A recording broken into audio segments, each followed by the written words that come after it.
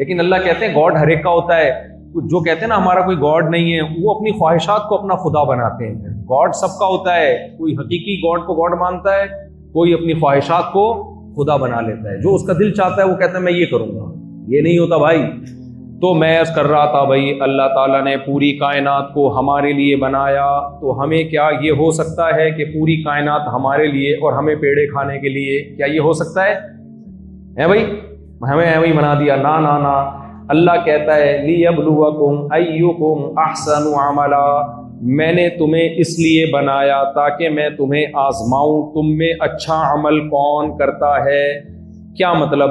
دنیا میں انسان سے پہلے بھی مخلوق ہے جن کو جانور کہا جاتا ہے، حیوان کہا جاتا ہے. ان جانوروں کے پاس خواہشات تو ہیں لیکن کھوپڑی بولو نہیں ہے، لہذا ان کو آزمانا ممکن نہیں.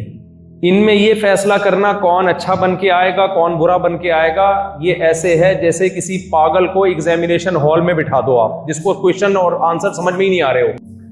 کتے کو آپ کہو کہ میں دیکھنا چاہتا ہوں تو وفادار ہے یا بے وفا، کتا کہے گا کتا میں ہوں، باتیں تو کتوں جیسی کر رہا ہے. کہے گا کہ نہیں کہے گا؟